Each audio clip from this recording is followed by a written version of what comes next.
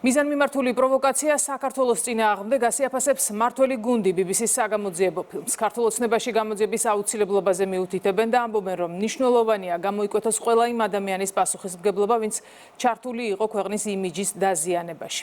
მეგინ არსავიძეა თემით პირდაპირ ეთერში. BBC-ს მიერ მომზადებულ ფილმთან დაკავშირებით სახელმწიფო უსაფრთხოების სამსახურში გამოიკითხა შინაგან საქმეთა ყოფილი მინისტრი ვახტანგ გომელაური და ასევე განსაკუთრებულ დავალებათა დეპარტამენტის ყოფილი ხელმძღვანელი ზვიად ხარაზიშვილი. რაც შეეხება BBC-ს ფილმს და მის შინაარს, ამასთან დაკავშირებით ისევ ისმის აბსურდული ბრალდებები, არ არსებობს მტკიცებულებები და ძალადობრივი აქციების მონაწილეები არიან ისევ კომიკურ მდგომარეობაში. ეს შედეგი დადგა საქართველოში საკუთარი ქვეყნის წინააღმდეგ მოქმედი ადამიანების ინტერვიუების მიხედვით მომზადებული ფილმის შედეგად. ახლა ფილმის მონაწილეები გამოთქმულ ბრალდებებს ერთმანეთის მიყოლებით უარყოფენ. ეგრეთ წოდებული სამედიცინო დასკვნის ავტორების უკანდახევა, როგორც ჩანს, გამორჩა ნაციონალურ მოძრაობას, სადაც ისევ ქიმიურ იარაღზე ლაპარაკობენ. პარლამენტში დაგვიანებით შესულ გახარიას გუნდს კი უცხოელების დასანახად საგამოძიებო კომისიის შექმნა სურს.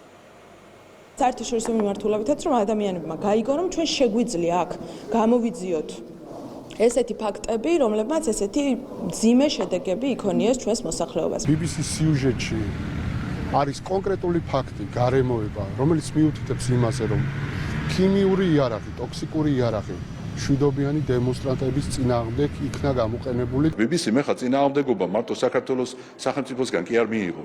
თავისივე წყაროებიდან მიიღო ეს წინააღმდეგობა, რაზე დაყრდნობითაც გაავრცელა BBC მეს განცხადება. იმ ხალხმა სამგზის უარყო BBC. ჩვენ საქმე გვაქვს ძალიან ტრაგიკომიკურ სიტუაციასთან. დააყენეს პრობლემა, რომ ვიღაცის თუთიყუში დარჩა ბუმბულის გარეშე, ვიღაცის ძაღლი არ ელაპარაკებოდა ორი კვირა პატრონს და ამას ოღონდ სრული სერიოზულობით საუბრობენ.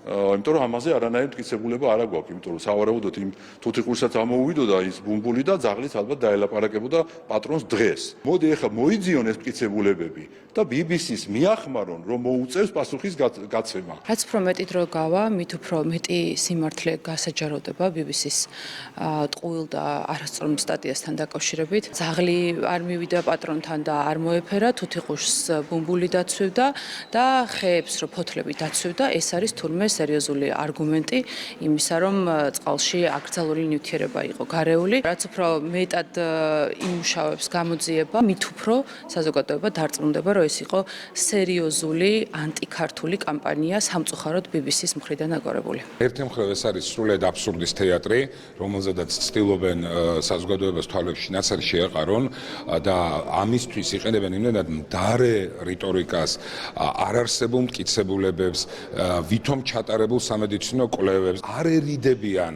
ჩვენი ქვეყნის მტრები, ასე დავარქვენ პირდაპირ და აი სრულიად აბსურდულ რაღაცა ზღაპრულ გარემოებებს მოიშველიებენ არგუმენტებად საკუთარ შინაურ ცხოველებზე და ასე შემდეგ.